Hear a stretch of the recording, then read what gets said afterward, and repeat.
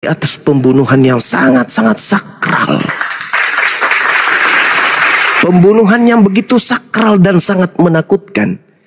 Tadi siang kita melihat bagaimana mereka percaya diri, menunjukkan kemudian suatu adegan yang membuat kita merinding. Si Ucok nggak sempat berdiri selama 24 jam karena itu kejadian. Bayangkan saja. Mereka mengarak orang gondrong, dicambuk, diapain, diludahin, ditonjok. Habis itu mereka gantung, habis itu mereka bunuh. Habis itu gempa bumi terjadi, keluar tangan dari kubur, nisan terhambur keluar, mayat-mayat keluar jalan. Ini yang mereka anggap kasih. Oh, nggak bisa. Kristen berdiri atas pembunuhan. Pembunuhan kepada siapa? Pembunuhan kepada sembahan mereka sendiri. Dan Kristen satu-satunya agama yang menyembah tumbal. Menyembah, sabar. Saya berbicara sesuai dengan fakta. Bukan omon-omon jual-jualan manis-manisan di Indonesia ini, bukan. Jadi Kristen itu berdiri di situ. Ada tumbal yang mereka korbankan di atas salib. Habis itu korban ini yang menjadi Tuhan. Sedangkan sebelum ada tumbal berupa manusia, Kristus, orang Yahudi sudah banyak miliaran tumbalnya. Domba tumbalnya, sapi tumbalnya, kambing, lembu tumbalnya. Tak ada Yahudi menyembah tumbal, nggak ada. Tak ada. Ini Kristen menumbalkan Kristus Tuhan mereka. Habis itu mereka tuhankan. Ngeri ini teman-teman. Jadi kalau ada yang bermanis-manis muncul di tengah-tengah kita, kasih Kristen itu apa? Kristen itu apa ruanya? Hah? Dari abad pertama sampai ke Indonesia baik-baik aja? Enggak. Bagaimana di dalam di kitabnya 2 MKB, orang-orang Yahudi punya catatan-catatan kelam tentang Kristen, tentang Katolik.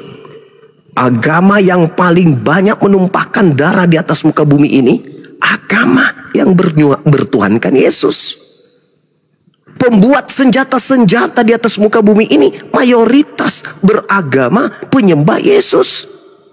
Mencetus adu domba dan segala macam tetebenge pembunuhan di atas muka bumi ini, orang-orang yang mengatakan dirinya penyembah Yesus Kristus. Tak ada itu kasih. Coba, sesederhana apa kasih ini kita ingin bandingkan dengan agama lain? Ada ndak kasih yang begitu tersohor di Kristen yang tidak dimiliki oleh agama lain? Apa itu? Memberi Indomie, Islam juga bisa. Apa? Memberikan pengobatan gratis, Islam juga bisa. Apa? Pendidikan gratis, Islam juga bisa. Apa di Kristen? Nggak ada. Sekarang mereka jualan. Seibarat mereka habis membunuh, tangan mereka cuci bersih-bersih, pakai tisu, pakai parfum, habis itu melenggang di tengah-tengah kita. Aku agama kasih loh. Padahal barusan dia cuci tangan. Di Makassar ini ada makam 40.000 jiwa, satu lubang. Siapa pelakunya? Orang-orang yang menuhankan Kristus. Lalu sekarang kita ingin ditipu dengan mereka mengatakan, Kristen itu agama kasih loh. Oh, pelan-pelan tante. Ya, saya kira begitu. Satu-satunya agama di atas muka bumi ini yang berdiri atas pembunuhan kepada sembahannya sendiri hanya agama Kristen. Camkan itu baik-baik. Silakan. Ya, itu ya Bang Juma ini sudah banyak ya ini menghujat ya, itu tuduhan yang tak beralasan. Tidak ada kasih yang kami berikan itu kepada sesama, itu adalah ajaran dari Yesus sendiri ya. Sebagaimana Yesus telah tadi sudah saya sampaikan, sebagaimana Yesus mengorbankan dirinya di kayu salib. Jadi itulah kasih yang sempurna. Ketika kamu kasihnya, sebentar saya belum selesai. Ini tanggung nih dipotong. Ketika kamu mengasihi, cuman kamu memberi uang kepada fakir miskin, kepada orang miskin, tapi kamu tidak lebih dari itu namanya kasihmu itu tidak sempurna. Ya, yang diajarkan Yesus itu adalah kasih sempurna, ya, kasih yang dengan secara tulus, ya, dengan secara tulus dan tidak membalas, itulah dia kasih yang sempurna. Yesus ajarkan itu. Apa ketika Yesus, dengar, belum selesai. Ketika Yesus kata terakhir di kayu salib mengatakan, ampunilah mereka Bapa, karena mereka tidak tahu apa yang mereka perbuat. Itu kan? Itu kasih Yesus yang telah diajarkan. Jadi kita harus mengampuni sesama. Kalau dia benar-benar Kristen, kekristenannya itu akan terlihat dari wujud kasih Allah. Karena itulah yang sudah diajarkan kepada kita. Kita yang mengimaninya. Beda ya dengan yang tidak menerapkan atau tidak mengimani sebagai Kristus. Bedakan. Jadi jangan kamu samaratakan. Oh, kasihnya seperti ini, di luar seperti itu. Ya jelas bukan. Yesus juga mengatakan, janganlah kamu seperti suam-suam, seperti kuku, seperti ini. Kamu tidak panas ataupun dingin. Jadi Tuhan aja mengajarkan seperti itu. Ya, Bang Juma dari tadi aku lihat, dari tadi aku dengar itu penghujatan ya. Room ini memang room penghujat. Catat. Saya. Di mana hujatnya, di mana? Di mana hujatnya? Bang Juma pakai dikatakan, ya dikatakan kami menuhankan Tuhan itu ketika kami membunuhnya. Menuhankan Tuhan, emang nggak menuhankan Tuhan? Roma 14 nomor 9, untuk itulah Yesus mati agar dibangkitkan oleh Allah untuk menjadi Tuhan bagi orang Kristen. Dalil. Itulah kesalahan dari kalian ya, kesalahan dari itu kalian. Dalil, masa dalil salah? Dari perspektif Anda percaya kalian, dalil Anda salah. Dan cara pandang kalian ke Kristenan seperti itu yang sangat. Lah itu yang tertulis, untuk itulah Yesus mati agar dia dibangkitkan untuk menjadi Tuhan. Bagi siapa? Bagi orang Kristen. Dalil kok ada. Jadi kalau dia tidak mati dibunuh, ya nggak bangkit. Kalau nggak bangkit, ya nggak jadi Tuhan. Itu dalil. Makanya beragama itu pakai akal, bukan pakai dogma. Dalilnya nggak seperti itu, Dul. Nggak seperti itu. Coba, silakan Anda baca. Saya ingin dengar. Roma 14 nomor 9. Di mana kamu ambil dalil comot-comot itu? Kamu di mana? Di mana? Biar aku bantu kamu membacakannya ya. Ya, silakan saudari baca, silakan. Di mana kamu ambil? Di mana kamu Roma 14 nomor 9. Silakan. Yang keras ya. Silakan baca yang keras ya. Silakan. Biar semua orang di dunia ini dengar. Silakan. Ya, Roma 14 nomor 9. Ya. Belum baca udah baper. Sebab untuk itulah Kristus mati dan bangkit kembali, yakni supaya dia hidup sebagai penguasa atas semua orang baik yang masih hidup. Dengar, belum, baik yang masih hidup maupun mati ya. Anda sengaja membaca yang terbitan 2014 yang, iya kan? Mau terbitan apa? Mau kitab? Anda tidak berani membaca terjemahan baru kan? Kenapa? Kenapa nggak berani membaca terjemahan ini baru? Banyak terjemahan. Kamu mau apa? AYT, PL, BIS, TSI, coba TB dibaca, coba. Coba dibaca TB. Sebab untuk itulah Kristus telah mati dan hidup kembali supaya ia menjadi Tuhan baik. Dengar ya kamu jangan ketawa dulu. Itu belum selesai. Supaya ia menjadi Tuhan baik atas orang mati maupun atas orang-orang hidup. Ya, jadi untuk itulah Yesus mati agar dia bisa hidup kembali supaya dia menjadi ini Tuhan bisa di-mute dulu nggak? Ini Bang Tumakan, ini kan saya sekarang mau menjelaskan. Ya silakan Anda jelaskan. Dari tadi saya nggak bisa jelaskan. 14 ini silakan. Dari tadi kalau kayak gini ini aku saya diam. Hujat ya. Saya diam silakan. Enak aja lu. Tadi kamu mengutip di Roma 14 ayat 9 ya, supaya kamu tahu bagaimana Kristus itu telah mati dan hidup kembali, berarti dia bangkit ya. Jadi di hari kematiannya dia telah merebut kunci maut itu, dan dia berkuasa atas orang hidup maupun orang mati ya. Kalau ngomong itu jangan sampai menangis, Tuhan. Santai aja. Jadi dengar. Makanya jangan dibarengi dengan rasa ingin nangis, santai aja. Iya, tapi kamu jangan nyela dulu. Aku kan enggak, soalnya adek ini mau nangis, membaca tapi ngawur gitu, sudah gitu ngarang gitu ya. Tapi jangan pakai mau nangis. Lah kok ngarang? Dengar, saya kan mengatakan Kristen satu-satunya agama di atas muka bumi ini yang membunuh supaya dia dapat Tuhan. Kan udah bilang tadi. Oke, Bang Zuma, yang membunuh siapa? Yang membunuh Yesus Kristus siapa? Pahlawan kalian, iblis. Pahlawan kalian, iblis.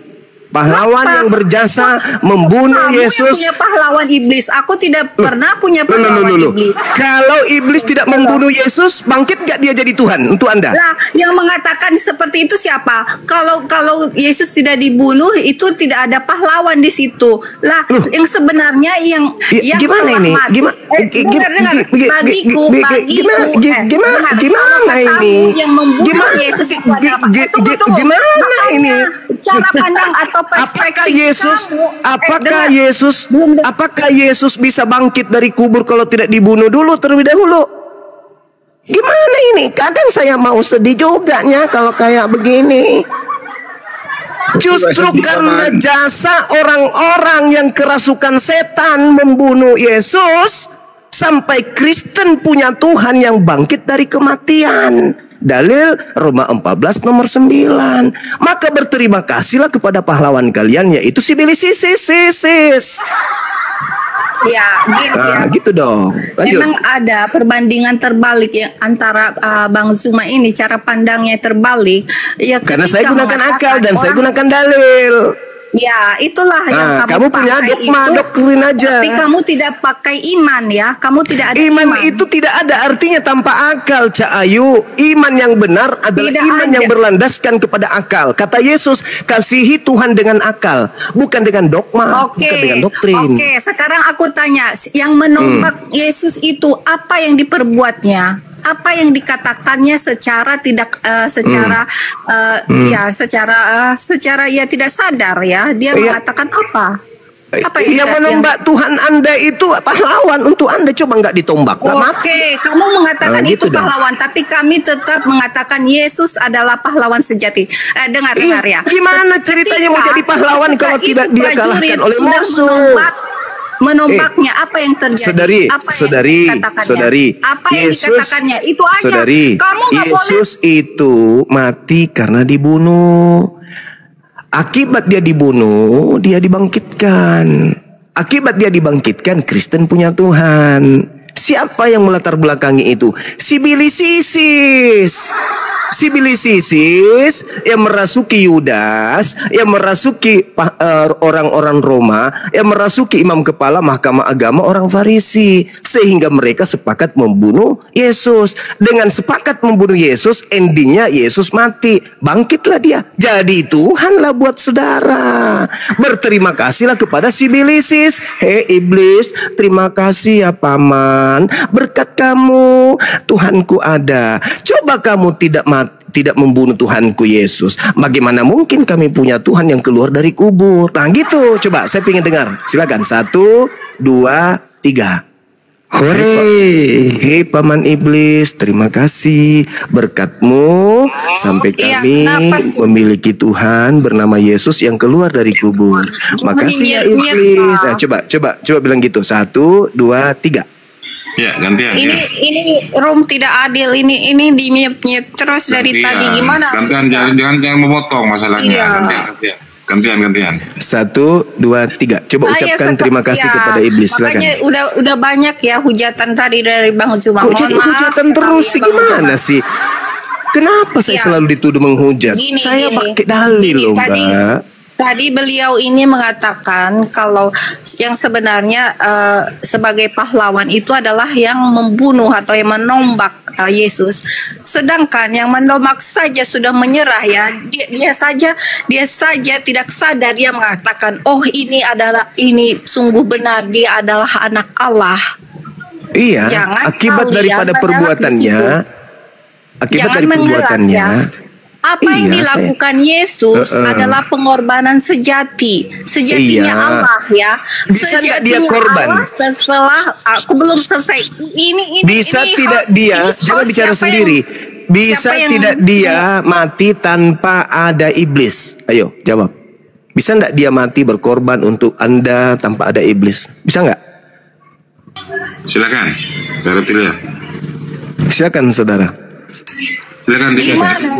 Ini dari tadi aku di mute terus. Ini nggak adil ini. Coba ya. Coba host adil Iya, sedikit host ya. jangan di mute host. Dengarkan pertanyaan saya ya, Dek ya, adikku yang manis, dengarkan. Bisa tidak Yesus jadi korban nebus dosa kalian tanpa ada campur tangan iblis membunuh dia, merasuki imam kepala, mahkamah agama, orang Farisi dan Yudas? Bisa nggak? Jawab. Tentu bisa lah, tentu Caranya bisa. bunuh diri. Iblis di mana-mana ya, tanpa ya campur kepala apa, kepala ini, kepala itu. Dengar baik-baik dulu Bang kepala ya. botak? Ya duduk manis dulu. Kok larinya Ya. ke kepala botak? Ke gua itu bang. Tunggu sebentar, aku kan belum menjelaskan ya. Ya, silakan. Memang yang melakukan itu adalah atas dorongan iblis. Karena iblis telah berkuasa di bumi ya. Tunggu kasih nalar kalian itu bekerja dulu, otak kalian dibuka ya. Tadi sudah kalian. lepas ucapan Anda. Memang Iblis. Aku belum selesai, jangan di ini dulu di selasa. Iya, dipotong terus ini host. Ya aku belum selesai tadi ya. Ya tentu bisa ya. Kenapa enggak? Tadi ini Bang Juma ini cuman ya terpaku di situ atau terpaku dengan tunggu terpaku dengan eksiden atau kejadian pada waktu itu ya. Padahal sebenarnya yang berkuasa di bumi ini telah Tuhan melihat itu adalah kuasa maut ya. Adapun si iblis ini berkuasa apa saja dia tentu bisa tanpa campur tangan. Tadi Yudas tanpa campur tangan bisa. Jadi dalam hal ini iblis pahlawan kan? Di situ baca lagi ya, itu ada dalilnya karena perlawanan kita ini adalah roh iblis. Roh jahat. Ya, jadi iblis ini pahlawan untuk Kristen kan? Bukan pahlawan. Itu dari tadi kalau tanpa iblis Yesus tidak mati. Perspektif Anda yang salah memandang itu adalah pahlawan, itu iblis. Sedangkan kami mengatakan pahlawan itu tetap Allah. Allah sejati itu adalah pahlawan sejati, yaitu Yesus. Allah tidak membunuh Yesus. Apakah Allah membunuh Yesus? Tidak ada Allah di situ. Siapa pembunuhnya? Siapa? Yang membunuh Yesus itu iblis. Maka dari itu yang maka dari itu iblis. Siapa yang menerima hadiah dari karya iblis? Siapa? Siapa bilang itu karya iblis? Itu adalah semua karya Allah. Berarti Allah yang membunuh Yesus. Tunggu. Aku katakan ya, orang sebagai pemenang itu bukan berarti dia itu harus dia sebagai pemenang itu tidak harus dia itu Saudariku yang cantik, apakah Allah yang membunuh Yesus atau iblis yang membunuh Yesus? Ya yang membunuh Yesus ya iblis, bukan iblis ya dengan dorongan iblis. Ya memang manusia itu dengan dorongan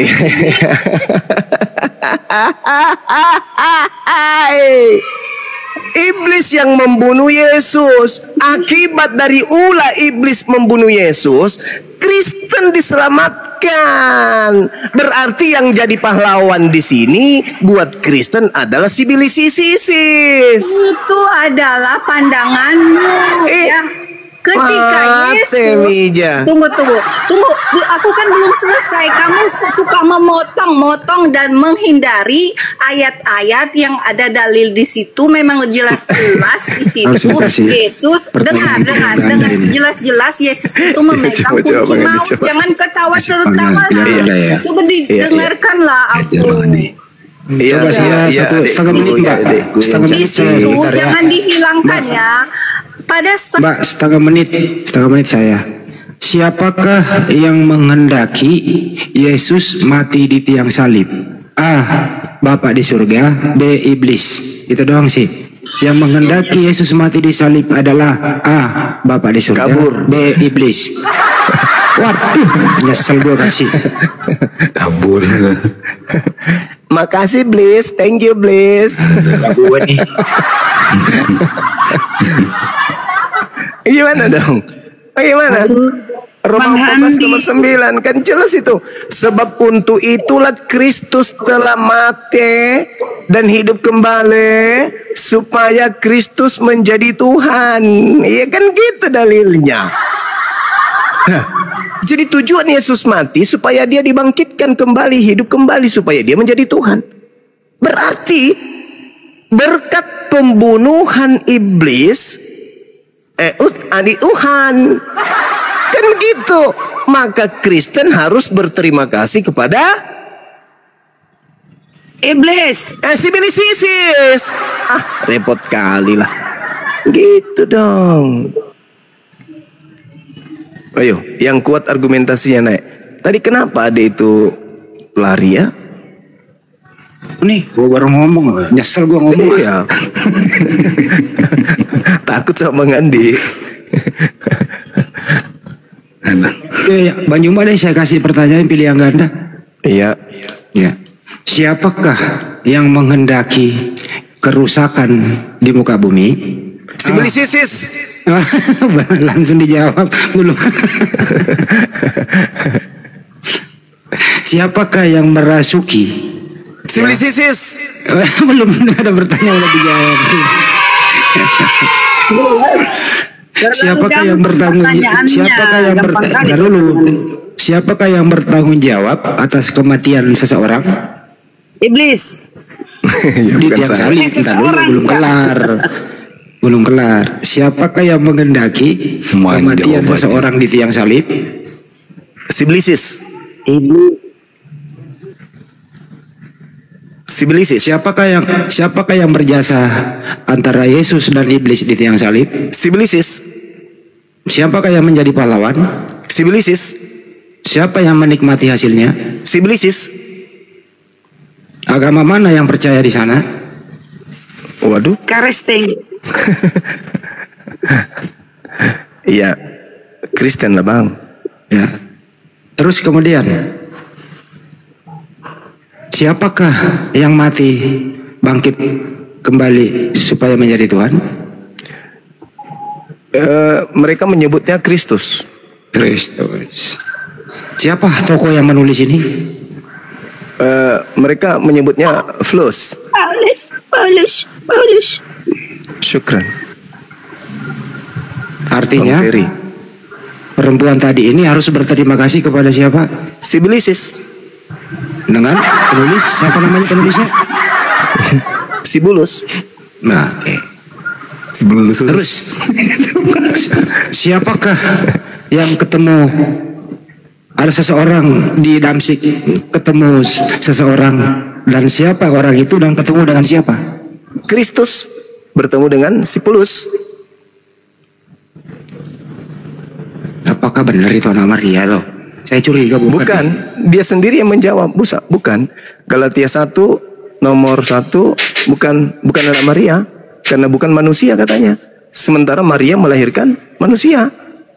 Bukan Yesus. Paulus menjawabnya sendiri. Ada tamu Bang Andi. Di manakah dideklarasikan dan tahun berapakah Yesus itu dideklarasikan menjadi Tuhan? Abad keempat. Di daerah mana kayak itu?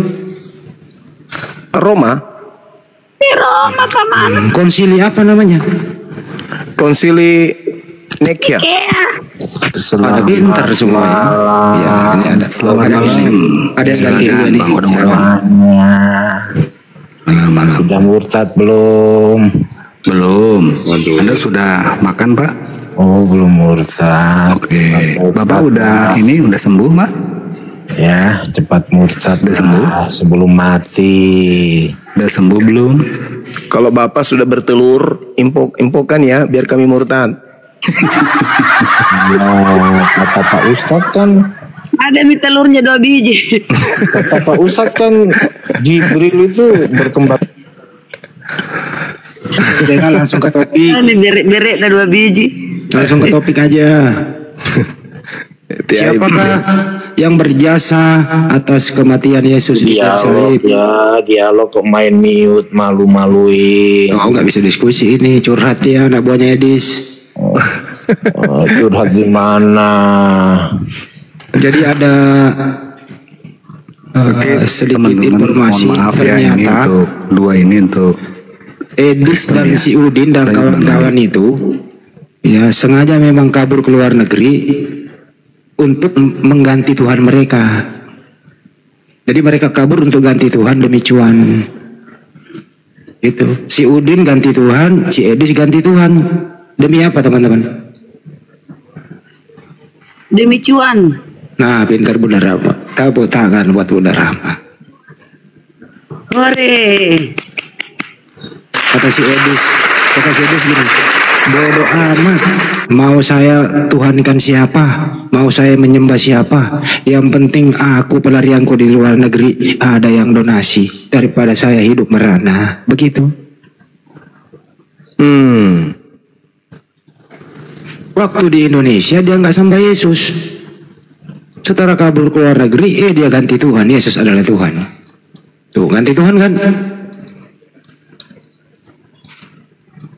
Ganti Tuhan demi cuan.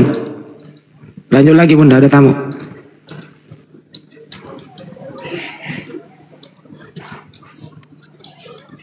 selamat subuh Beni yang apa ya? Ada baru juga ngomong langsung turun. Gimana sih? Kalau begini Pak Juma ini harus sedikit edukasi nih. Sebenarnya yang dikutuk oleh Tuhan itu Pak Juma dalam ajaran Islam itu yang dikutuk siapa? Iblis. Terus kalau di sebelah itu Roma apa? Galatia 3:13 siapa yang dikutuk di sana? Tuhannya orang Kristen. Beda kali ajaran kita sama dia ya. Beda. Kalau di Islam itu Tuhan itu karim, mulia. Iblis itu jahim. Jadi rajim, sorry. Jadi antara karim dan rajim itu langit dan bumi. Tuhan itu mulia, iblis itu kutuk. Terkutuk iblis itu. Ini artinya bahwasanya ketika ada yang menyembah sosok yang terkutuk, ya benarlah Al-Quran, wa ikhwanuhum wa yumuddunahum fagaythum malayu kesirun. Ini jelas itu dalam Al-Quran diterangkan. Saudara-saudara iblis adalah orang-orang kafir, menolong iblis di dalam mendurhakai Tuhan. Iblis mendurhakai Tuhan, tetapi tidak sendiri, ada penolongnya, yaitu orang-orang kafir. Jelas itu Bang Andi. Makanya konsep ini menggelikan ketika dikatakan ada yang mati demi untuk membebaskan manusia keturunan Adam dari kutuk. Sedangkan Adam tidak pernah dikutuk. Yang dikutuk itu iblis. Jadi ketika ada yang menebus kutuk, berarti dia sedang membebaskan kutuk. Dia sedang membebaskan iblis dari kutukan. Melepaskan iblis dari kutukan. Sehingga iblis leluasa menyesatkan banyak orang. Kenapa? Karena si Bibilisis sudah melepaskan kutuk si Bibilisis. Selesai sudah. Maka orang yang tidak menggunakan akal sehat pasti terjerat oleh si Bibilisis. Gitu Bang Andi. Coba jujur-jujur aja kita. Saudara-saudara Kristen ini mau jujur gak? Yang dikutuk di Gan Eden itu siapa? Adam atau iblis? Yang dikutuk iblis yang dikutuk. Kejadian 3. Lalu kemudian di abad pertama ada yang mati untuk menebus kutuk. Kutuk apa yang ditebus? Kutuk dari Adam katanya. Adam tidak pernah meneruskan kutuk kepada keturunan yang gak ada. Berarti kalau betul dia menebus kutuk, nah pertanyaannya siapa yang dia tebusnya? Siapa yang ditebus? Kalau dikatakan di dalam 2 Petrus, iblis ini dilemparkan masuk ke dalam gua-gua, Yesus mengatakan dalam Yohanes 12, Yohanes 14, iblis telah dilemparkan keluar. Keluar dari mana? Yesaya 14, iblis dilemparkan ke dalam kubur. Yesus mengatakan iblisnya akan dilemparkan keluar. Iblisnya sudah datang, aku harus pergi. Iblisnya sudah dilemparkan keluar. Dari mana sibilisis ini dilemparkan? Maka ketika ada konsep Kristus mati untuk menebus kemudian kutuk dari Adam, maka Adam di situ harus diganti namanya. Karena Adam tidak pernah dikutuk dan mewariskan kutukan kepada keturunannya. Maka Adam yang dimaksud di situ adalah sibilisis. Maka oknum ini menebus kutuk yang ada pada diri iblis. Dengan kata lain, iblis dibebaskan dari kutuk atau iblis dibebaskan dari jerat. Sehingga iblis leluasa menyesatkan umat manusia. Untung saja Pencipta langit dan bumi segera mengutus baginda Rasulullah Muhammad sallallahu alaihi wasallam. Makanya di dalam Yohanes 16 dikatakan, apabila seorang penghibur itu datang, maka dia akan menginsafkan dunia akan dosa. Kenapa dunia? Ya karena dunia sudah berdosa semua. Kenapa demikian? Karena iblisnya sudah bebas. Iblisnya kemana-mana, merambah kemana-mana iblisnya. Ingat, iblis itu ada 2 bentuk, dari jin dan dari manusia. Siapa iblis dari manusia? Yang senantiasa ingin menggantikan kedudukan pencipta langit dan bumi dengan ciptaan, ingin menyetarakan ciptaan dengan pencipta. Itu yang terjadi, sehingga manusia mereka jadikan sehakikat dengan pencipta. Siapa pekerjaan seperti itu? Ya sibilisis. Siapa lagi? Seperti itu Bang Handi.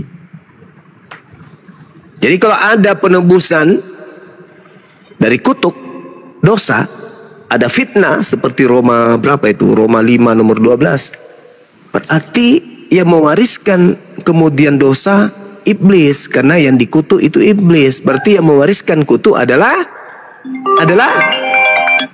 iblis. Sibilisis. Ya. Begitu saudara. Oke, ada Kenjo Bang Andi. Kenjo, selamat subuh. Boleh. Halo. Boleh. Oke, Sekejap, nanti saya send sekejap ya. Baik. Assalamualaikum Bang. Waalaikumsalam. Terbang ya. Bang, saya tertarik Bang, lihat di YouTube Bang, tertarik. Kan Bang, silakan Kenjo. Ini Kenjo yang Islam apa Kristen? Muslim Bang, nggak mungkin Kristen. Waalaikumsalam warahmatullahi warahmatullahi wabarakatuh. Kristen. Bukan Bang. Tapi saya kembali ke topik deh. Sekiranya tadi Kristen Anda gitu ya. Ya maaf ya Pak Tapi di Kenjo ya. dalam- Oh bisa Bang, nggak apa, aku cuma nonton. Iya, makasih Bang Kenzo. Makasih, Bang. Sehat selalu Bang. Ya terima kasih. Lanjut. Tapi di dalam Al-Quran banyak kan kalau nggak salah itu di surat dari ayat 56 kan ya. Aku Ya. tidak menciptakan jin dan manusia kecuali menyembah kepada aku. Iya. Kan gitu. Iya. Tapi ini jin ini kan memang menyembah Allah kan, diciptakan harus. Iya. Nah, yang memberontak itu siapa itu? Jin tadinya terus berontak menjadi apa dia? Iblis. Jadi iblis ini juga diperintahkan menyembah Allah ya. Iya. Makanya iblis itu ketika dia mengatakan anzirni ila yaumi yub'atsun, katanya. Iblis menjawab, berilah aku umur yang panjang ya Tuhanku, sampai hari mereka dibangkitkan. Panjangkan usiaku, jangan kau matikan aku, kata iblis. Panjangkan. Apa kata Allah? Innaka minal munzarin. Benar, kamu makhlukku yang aku berikan panjang umur. Aku tangguhkan usiamu, aku tangguhkan waktumu untuk menikmati gitu loh. Iblis menjawab apa? Fabima aqwaitani la'ak udanna. Kata iblis, saya lupa ayatnya. A'udzubillahi minasyaitonirrajim. Bismillahirrahmanirrahim. Qala bima aqwaitani la aqudanna lahum siratakal mustaqim. Nah, kayak gitu insyaallah. Karena engkau ya Tuhanku telah menyesatkan aku, pasti aku akan selalu menghalang-halangi mereka dari jalanmu yang lurus. Kemudian pasti aku akan mendatangi mereka dari depan, dari belakang, dari kanan, dari kiri mereka. Dan engkau tidak akan mendapati kebanyakan mereka bersyukur.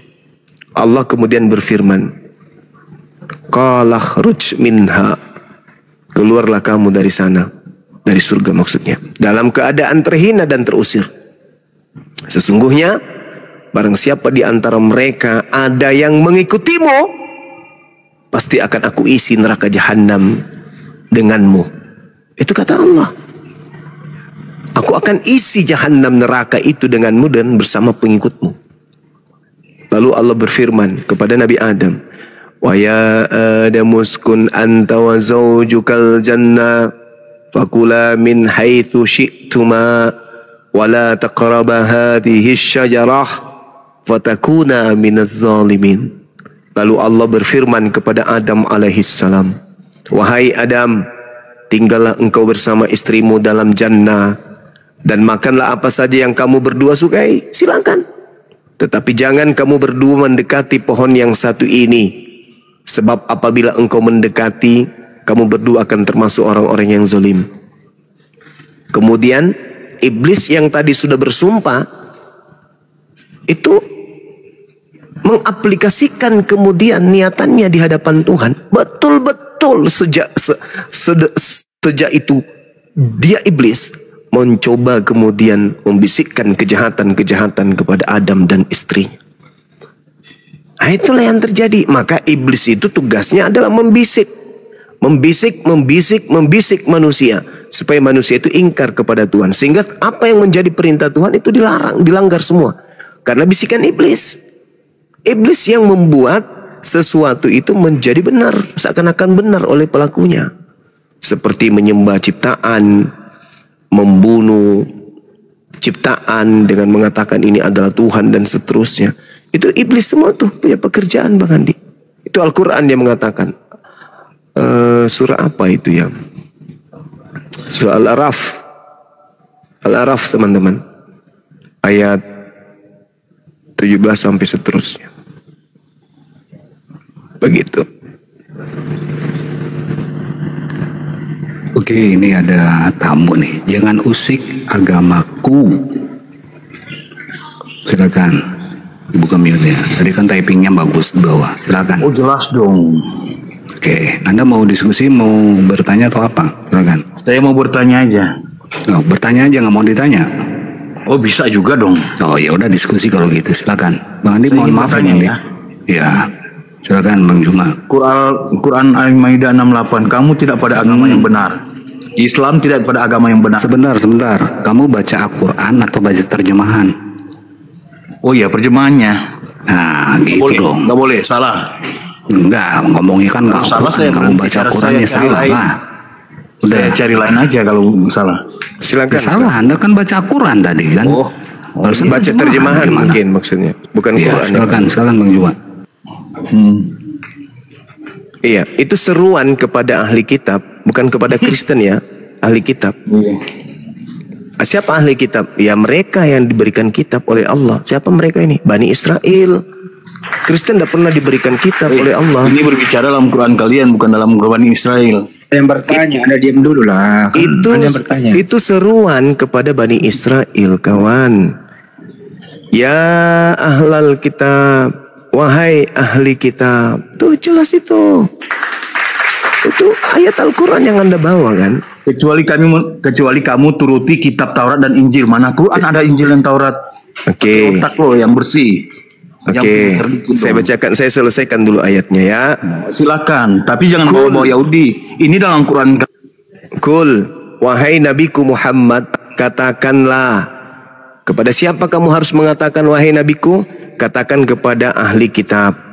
Siapa ahli kitab? Orang-orang Yahudi yang hidup berdampingan dengan Nabiku di Madinah dan di Mekah. Pahami itu dulu. Jadi ayat ini diperintahkan Nabi Muhammad untuk berbicara kepada orang Yahudi. Ya ahlal kitab, lastum ala syai'in hatta tuqimut Torah wal Injil wa ma unsila ilaikum mir rabbikum. Wahai ahli kitab, kamu tidak dipandang beragama sedikit pun hingga kamu menegakkan ajaran-ajaran Taurat dan Injil dan yang diturunkan Tuhanmu kepadamu. Itu kata Allah kepada ahli kitab. Salah, kecuali kamu turuti kitab Taurat dan Injil. Taurat itu dimiliki oleh siapa? Tidak ada begitu dalilnya. Kamu jangan bohong dong. Itu di situ dituliskan kamu tidak pada agama yang benar. Jadi kamu jangan sok tahu di hadapanku, nanti kuludai mulutmu. Jangan. Bible aja kamu gak sanggup hadapi saya, apalagi Quran. Bukan saya sombong, tapi karena kau ponga, bagusnya kau di depan saya itu buka mulut lebar-lebar biar ku beludai masuk, biar itu ilmu berpindah ke otakmu. Al-Quran saya kok Anda yang mau menjelaskan kepada saya. Beda, saya punya kapasitas menjelaskan Bible karena saya menggunakan akal. Ente hanya menggunakan pantat dalam memahami Bible. Beda dengan Bang Zuma. Ketika Al-Quran menarasikan kul, wahai nabiku Nabi Muhammad, katakanlah kepada ahli kitab. Apa yang harus saya katakan ya Rabb? Ya ahlal kitab, lastum ala syai'in hatta tuqimut Torah wal Injil wa ma unzila ilaikum min rabbikum wa la yazidanna katsiran minhum ma unzila ilaik min rabbik tughyanan wa kufra fala ta'sa 'alal qaumil kafirin. Itu kata Allah. Wahai nabiku Muhammad, katakan kepada ahli kitab, wahai ahli kitab, kamu tidak dipandang beragama sedikit pun hingga kamu menegakkan ajaran-ajaran Taurat, Injil dan Al-Quran yang diwahyukan Tuhanmu kepadamu. Dan apa yang diturunkan Tuhanmu kepadamu pasti akan membuat banyak di antara mereka lebih durhaka dan lebih ingkar. Maka janganlah engkau berputus asa terhadap orang-orang kafir itu. Jadi Nabi Muhammad diminta oleh Allah untuk mengajak Bani Israel agar kemudian menegakkan ajaran Taurat. Ketika mereka menegakkan ajaran Taurat, maka wajib hukumnya mereka ikut kepada baginda Rasul Muhammad sallallahu alaihi wasallam. Ketika mereka menegakkan ajaran Injil, maka otomatis mereka harus Islam. Tidak boleh lagi Yahudi, tidak boleh lagi mereka menjadi Yudaism, tidak boleh lagi mereka menjadi Kristen, Nasrani, tetapi hanya ada satu jalan, yaitu Islam, dinul Islam. Karena Yesus itu adalah juru Islam, Yesus adalah juru selamat. Demikian. Entah Bang Juna. Silakan Junaidi, selamat malam. Junaidi. Malam. Jadi gini ya teman-teman. Bentar ya Junaidi. Kristen naik, tentuin dulu topik, baru bicara ya. Oke, sebentar Bang. Ini ada satu lagi, sebentar ya Junaidi ya. Sulit sekali ngomongnya. Ta'afi pai malam. Fai. Oh, fai. Ya. Oh, fai. Oke, keren. Oke, Bang Junaidi, kita mau diskusi ya, boleh ya?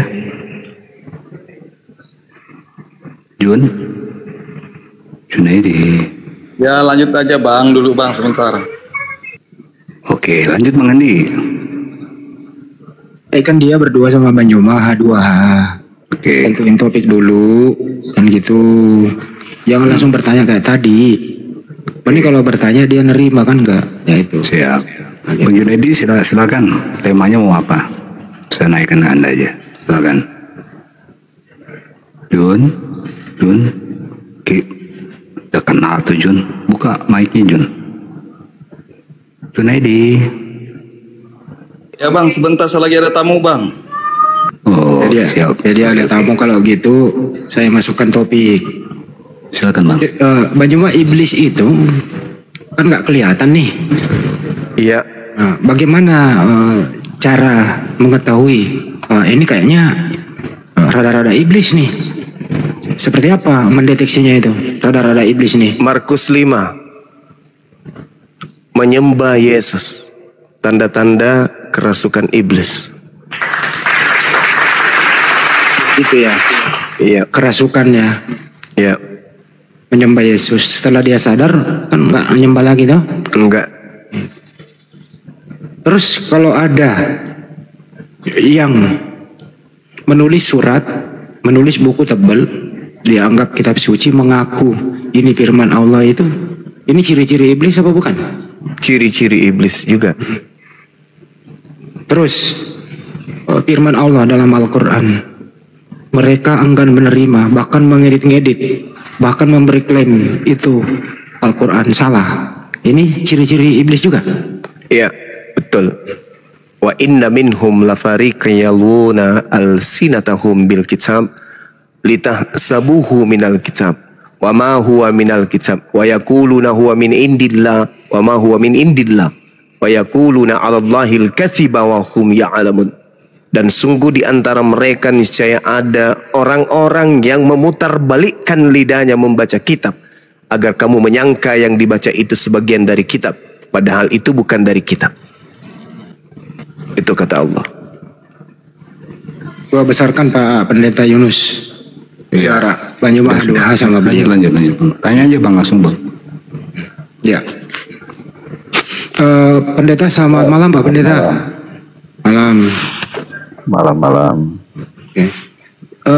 Judulnya malam ini Pak adalah siapa iblis dan tugasnya iblis apa, dan siapa ya, agama mana yang berhasil terperdaya oleh iblis. Itu ya Pak Pendeta ya. Ya. Bisa Pak? Oke. Ya. Anda boleh menuduh Islam juga nggak apa-apa. Bibilis. Silakan. Nggak apa-apa. Silakan Bang. Iblis itu siapa? Kerjanya apa? Dan agama mana yang berhasil dipengaruhi oleh iblis? Silakan Bang. Lanjut.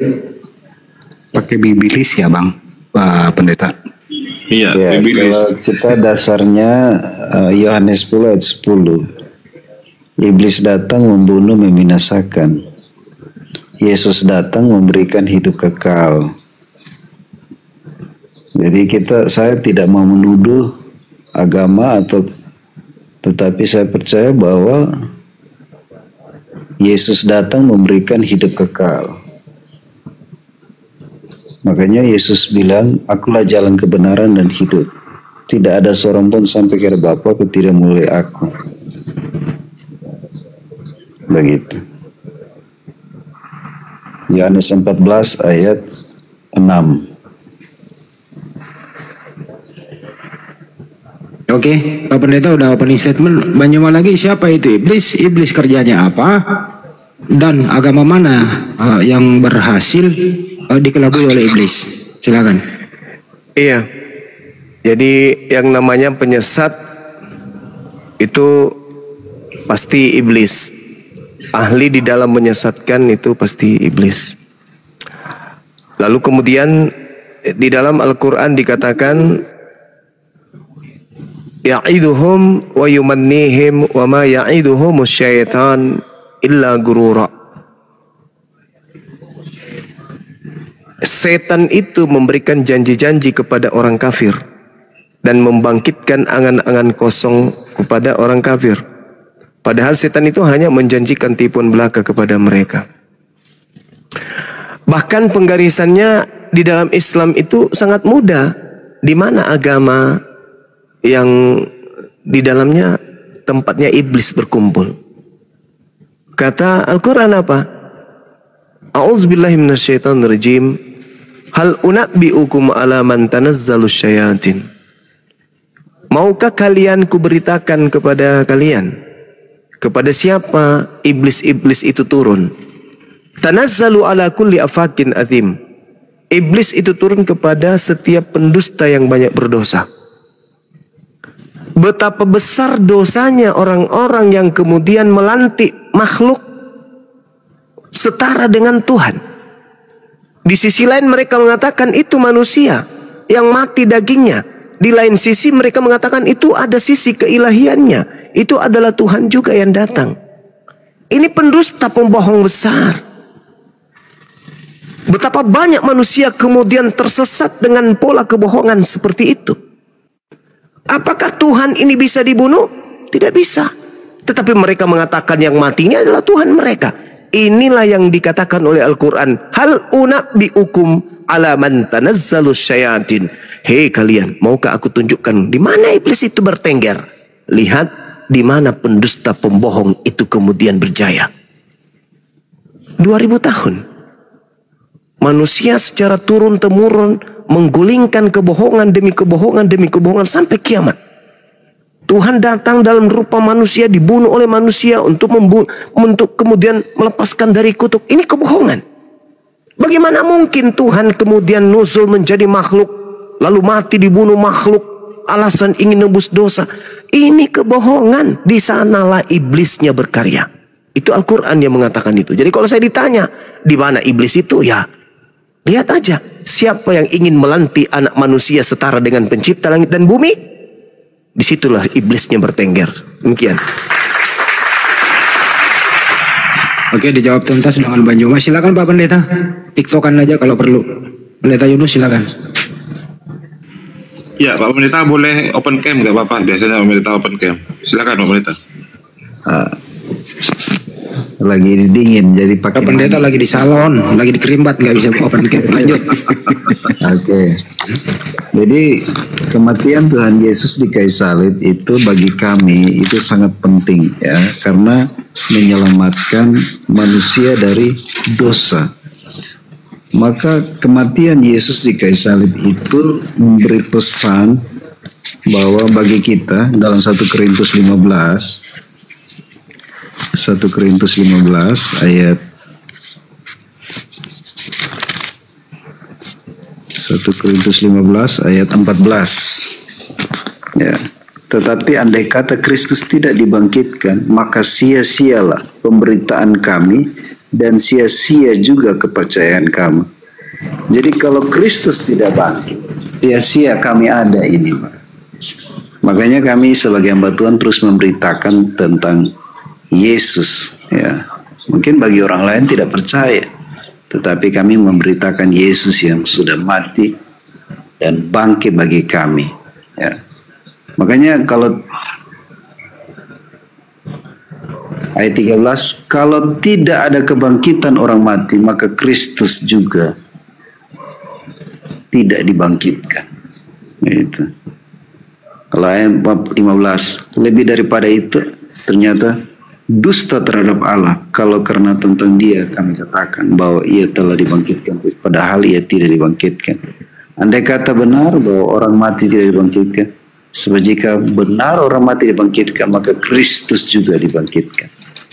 Jadi ini jelas bahwa Kristus itu yang datang dari tahun yang lalu, dia yang datang karena kasihnya bagi kita, seperti Yohanes 3:16.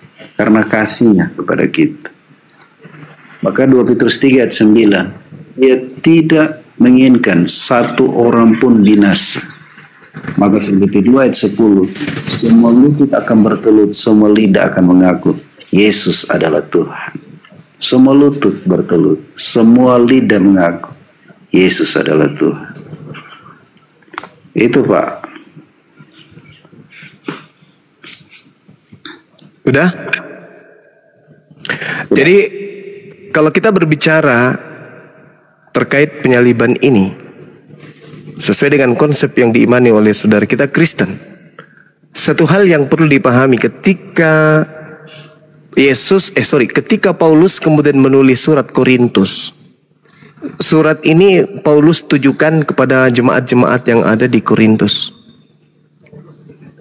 Artinya bahwa ini tidak mencakup sebagai firman Tuhan, ini hanya surat seorang Paulus yang seperti yang Anda bahasakan tadi di 1 Korintus 15 itu. Sia-sia. Pernyataan ini muncul setelah datang bisikan Kristus kepada penulisnya. Itu dulu. Sayangnya Sayangnya itu akan terbantahkan, manfaat daripada salib itu terbantahkan sendiri. Wa makaru wa makarallah. Allah membalas dan membongkar kemudian tipu daya mereka lewat catatan-catatan tangan mereka sendiri. Ibrani 10:30, sebab kita mengenal Dia yang berkata pembalasan adalah hakku, akulah yang akan menuntut pembalasan, dan lagi Tuhan akan menghakimi umatnya. Jadi buat apa? Ukhti Arlin, thank you. Buat apa penyaliban? 1 Petrus 3:12, sebab mata Tuhan tertuju kepada orang-orang benar dan telinganya kepada permohonan mereka yang minta tolong, tetapi wajah Tuhan menentang orang-orang yang berbuat jahat. Lalu untuk apa penyaliban? 2 Korintus 5:10, sebab kita semua harus menghadap tahta pengadilan Yesus, supaya setiap orang memperoleh apa yang patut diterimanya sesuai dengan yang dilakukannya dalam hidupnya ini, baik ataupun jahat. Lalu buat apa penyaliban? 2 Petrus 2:9, maka nyata bahwa Tuhan tahu menyelamatkan orang-orang soleh dari pencobaan dan tahu menyimpang orang-orang jahat untuk disiksa pada hari penghakiman. Lalu buat apa penyaliban? 2 Timotius 4:14, Alexander tukang tembaga itu telah banyak berbuat kejahatan terhadap aku, Tuhan akan membalasnya menurut perbuatannya. Lalu buat apa penyaliban? Kolose 3:25, barang siapa berbuat kesalahan, ia akan menanggung kesalahannya itu, karena Tuhan tidak memandang orang. Buat apa penyaliban? Bahkan di dalam kitab Wahyu 20:12, dan aku melihat orang-orang mati besar dan kecil berdiri depan tahta itu, lalu dibuka semua kitab, dan dibuka juga sebuah kitab lain, yaitu kitab kehidupan, dan orang-orang mati dihakimi menurut perbuatan mereka berdasarkan apa yang telah tertulis dalam kitab-kitab itu. Lalu buat apa penyaliban? Wahyu 20:13, maka laut menyerahkan orang-orang mati yang ada di dalamnya, dan maut dan kerajaan maut menyerahkan orang-orang mati yang ada di dalamnya, dan mereka dihakimi masing-masing menurut perbuatannya masing-masing. Lalu buat apa penyaliban? Penyaliban itu muncul hanya ada dalam konsep agama Kristen. Kalau Anda mengatakan bahwa Tuhan itu berkuasa bla bla dan segala macamnya, iblis lebih dulu memproklamirkan ketuhanan dirinya. Iblis lebih dulu mengklaim dirinya adalah Tuhan, selayaknya Yesus yang Anda fitnahkan itu.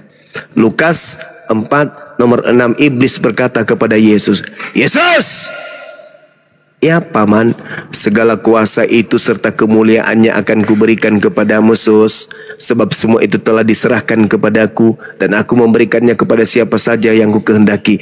Jadi jikalau engkau menyembahku, Yesus, seluruhnya itu akan menjadi milikmu. Yesus menolaknya. Berarti Yesus tidak menerima kuasa langit dan bumi. Berarti masih berlaku ucapan Yesus di dalam Yohanes 5:30. Aku tidak dapat berbuat apa-apa dari diriku sendiri. Letoi dia. Jadi yang keluar dari kubur, kepada aku telah diberi kuasa di bumi, pergilah jadikanlah seluruh bangsa yang, itu bukan Yesus, karena Yesus tidak menerima kuasa itu. Yesus yang benar tidak dapat berbuat apa-apa dari dirinya sendiri. Baca Kisah para Rasul 2:22. Yang berkuasa melakukan bangkitnya orang mati, orang lumpuh berjalan, orang buta melihat, itu adalah Tuhannya Yesus yang melakukan itu melalui perantaraan hambanya Yesus. Jadi yang mengatakan kepada aku telah diberi kuasa itu bukan Yesus anak Maria, itu adalah iblis. Ya, jadi yang Anda sembah itu ya iblis. Demikian.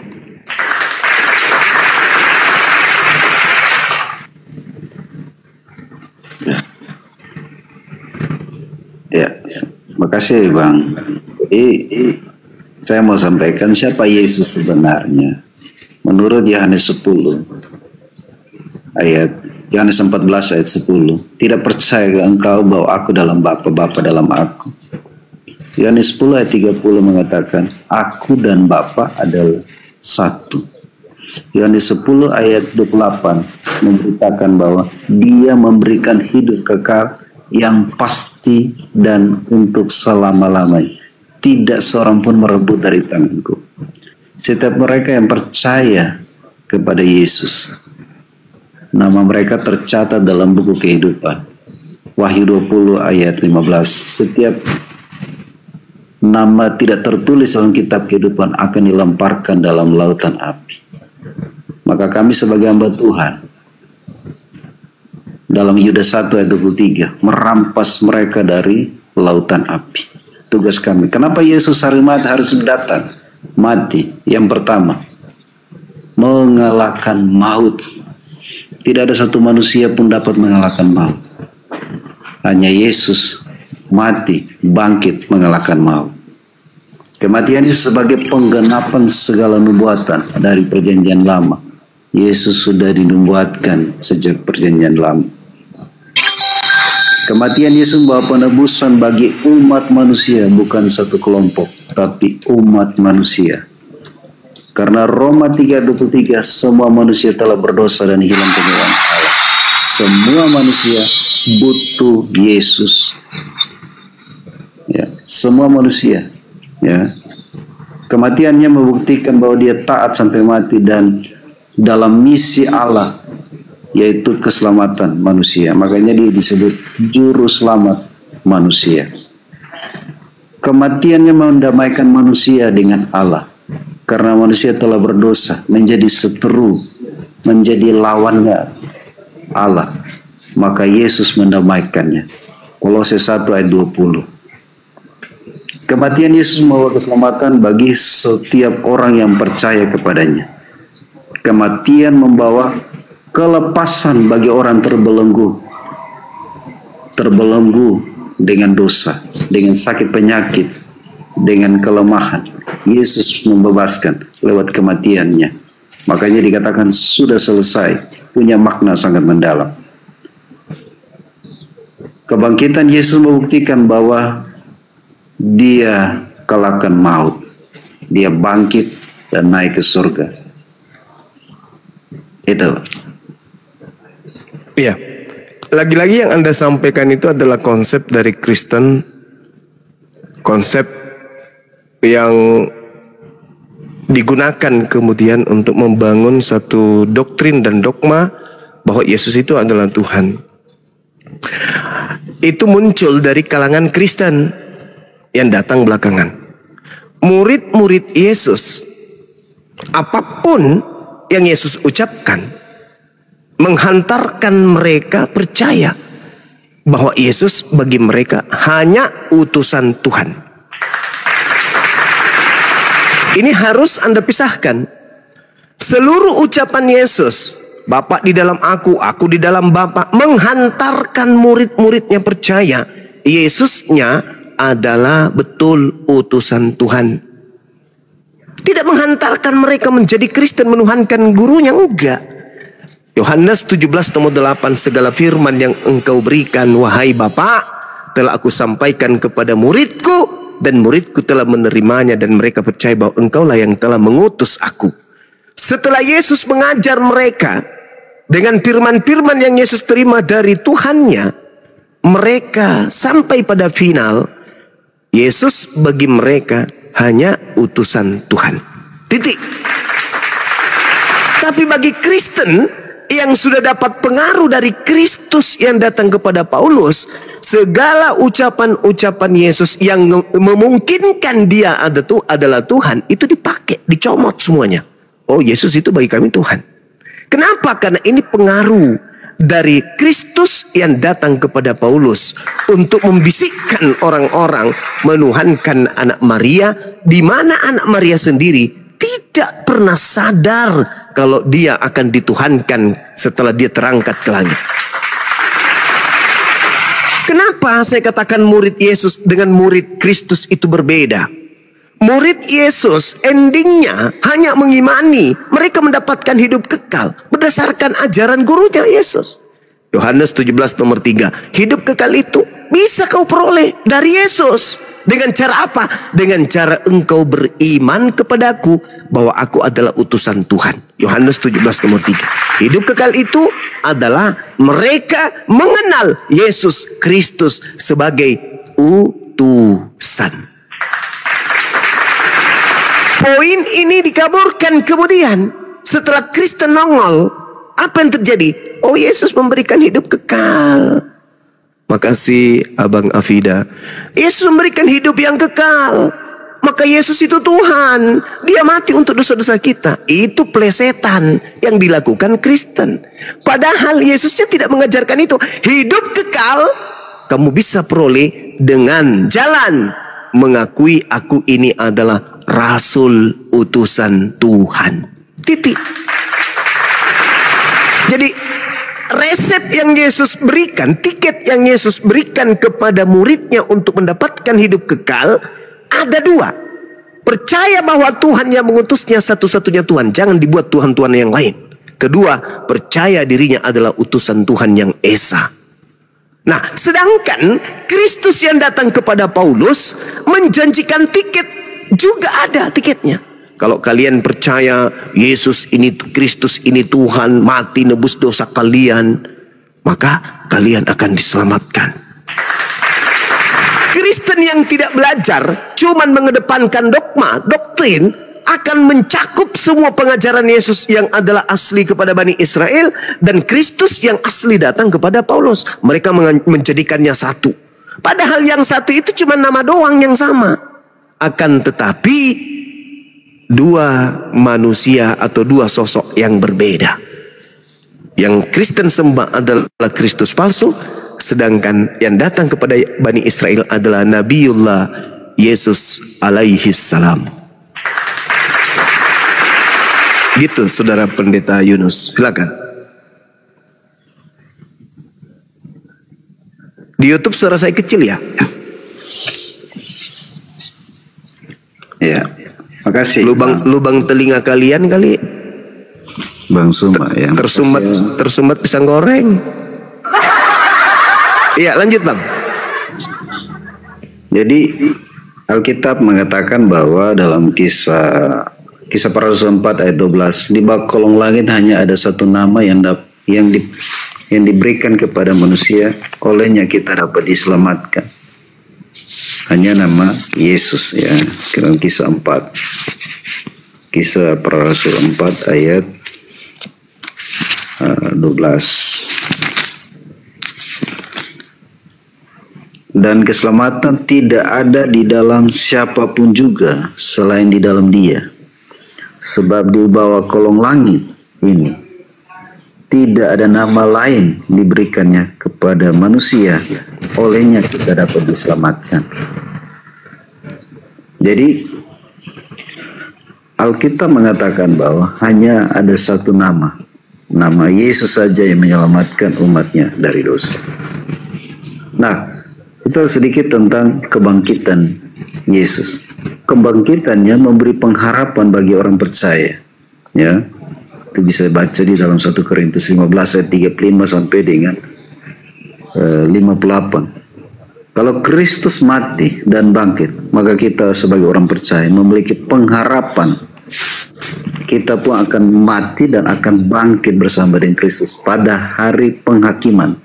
Ya, karena patronnya adalah Kristus. Kalau dia bangkit dari antara mati, kita pun akan mati dan bangkit bersama dengan Kristus. Kebangkitan Yesus memberikan kehidupan yang baru. Ya. Efesus 2 ayat 5 dan 6. Kematian dan kebangkitan Kristus sekaligus membangkitkan kita juga dan memberikan kehidupan yang baru bagi setiap orang percaya. Ya. Karena Kristus dia awal dan akhir, dialah yang menjadikan langit dan bumi, dialah yang akan datang kemudian membangkitkan orang percaya. Makanya di dalam Wahyu 3:6 dia Alfa dan Omega. Kebangkitan Yesus memberi bukti bahwa Allah hidup menang atas maut. Ya, ketika dia menyerah mati di kayu salib, bukan dia mati karena tumbal, tetapi dia menyerahkan nyawanya. Itu salah satu perkataan Tuhan di atas kayu salib. Aku menyerahkan nyawa. Kebangkitan Yesus memposisikan dirinya sebagai pembela bagi kita. Roma 8 ayat 34. Sebagai pembela bagi kita. Itu Pak Bang Suma. Iya. Baik.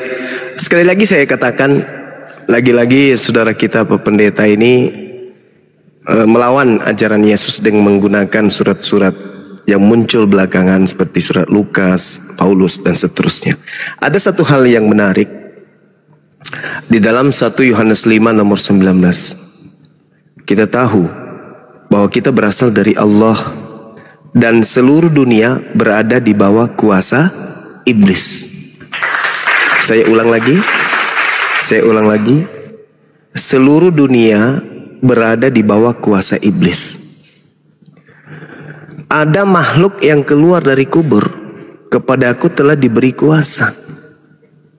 Kuasa yang ada di bumi, kuasa yang ada di dunia.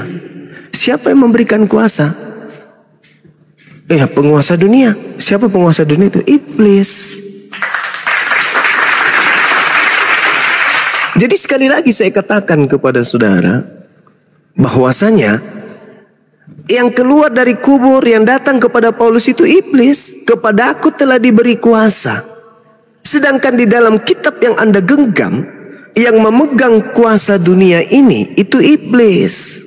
Iblis yang memegang kunci kerajaan maut. Iblis yang memegang kemudian kuasa di dunia ini. Makanya Yesus berkata di dalam kitab yang Anda imani, apa kata Yesus? Aku tidak banyak lagi aku berkata denganmu, sebab penguasa dunia ini datang. Penguasa dunia yang dimaksud di situ siapa? Iblis. Iblis datang dan iblis ini sedikit pun tidak berkuasa atas diriku. Iblis datang, tetapi iblis tidak berhasil kemudian mewujudkan cita-citanya terhadap diriku. Misalnya membunuh Yesus, menyalib Yesus. Tidak berhasil iblis itu. Maka yang disalib adalah pengganti daripada Yesus. Coba Anda pahami dengan baik. Tidak banyak lagi aku berkata-kata dengan kamu, sebab penguasa dunia ini yaitu iblis datang, dan iblis tidak berkuasa sedikit pun atas diriku. Yohanes 14 nomor 30. Yohanes 12 nomor 31, sekarang berlangsung penghakiman atas dunia ini. Sekarang juga penguasa dunia ini akan dilemparkan keluar. Keluar dari mana? Keluar dari mana penguasa dunia ini? Keluar dari kubur. Penguasa dunia dilempar keluar dari kubur. Itulah dia keluar. Datanglah Maria pagi-pagi. Apakah kau melihat Tuhan kami? Malaikat itu berkata, pergilah ke Galilea, dia akan menemui kamu di sana. Padahal itu Ibilisis. Itu bukan malaikat. Sejak kapan kemudian ada sejarahnya malaikat datang bertemu dengan Maria? Tak ada cerita malaikat itu datang kepada Nabi Musa, datang kepada Nabi Ibrahim. Malaikat datang ke Maria ngapain? Yang ditemui oleh Maria di kubur itu sudah Ibilisis. Yang datang mengaku kepadaku telah diberi kuasa itu Ibilisis. Yang mengaku kemudian di Pulau Patmos, akulah Yesus, akulah bintang timur, bintang gilang gemilang. Itulah Ibilisis yang menghantarkan kalian menjadi Kristen, sehingga melantik Ibilisis ini setara dengan Bapa. Yesus, andai saja hidup hari ini, kita tanya, sini duduk bro, aku mau tanya samamu, kamu ngajar selama berapa tahun di Yahudi? 3 tahun. Sebagai dosen, ya. Sebagai guru, ya. Pembimbing, ya. Sebagai domba, ya. Gembala kan, ya. Apa yang kau ajarkan? Endingnya ajaranmu kepada mereka apa? Kau Tuhan yang datang dalam rupa manusia? Oh enggak, siapa bilang? Mana ucapanku yang mengatakan itu? Enggak ada. Itu kan sangkaan Lukas, sangkaan Paulus. Itu ucapan saya enggak? Bukan kan? Yes, bukan juga ucapan lu. Ya udah. Dan saya berpesan waspada kepada Yesus palsu yang datang tugasnya menyesatkan manusia. Nah, itu yang terjadi. Makanya ketika Anda berkata Yesus tidak ada nama di atas muka bumi ini, ya itu karena Anda mencoba mendudukkan Yesus anak Maria dengan Ibilisis yang mengaku Kristus. Anda diselamatkan menurut Anda dengan nama Yesus? No. Yesus menyelamatkan Bani Israel apabila Bani Israel mau mendengarkan perintahnya. Apa itu? Kenali Tuhan Bapa satu-satunya Tuhan, dan kenali aku sebagai utusan Tuhan. Itu bisa. kamu dapatkan hidup kekal. Tak ada itu menyembah aku mati menebus mereka dengan darah. Enggak ada yang kayak gitu. Itu ajaran Kristen yang sudah mendapatkan bisikan dari Kristus. Kristus yang mana? Ya Kristus yang menggenapi nubuatan Yesus. Matius 24. Sebab Yesus palsu, Kristus palsu akan datang dan melakukan banyak mujizat sekiranya mungkin menyesatkan orang-orang pilihan. Kalau murid-murid Yesus, orang-orang pilihan saja disesatkan oleh Kristus palsu ini, apalagi pendeta. Begitu saudara. Saya ingin tanya dulu kepada Pak Pendeta, biar kita nggak terlalu lama bernarasi, biar singkat-singkat aja. Siapa penguasa dunia menurut Bible?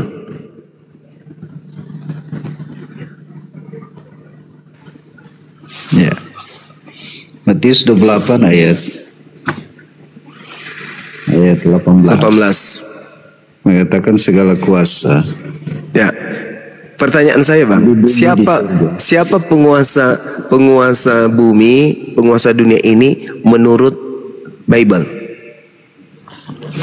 Yesus. Siapa penguasa dunia menurut Yesus? Yesus di dalam Bapa.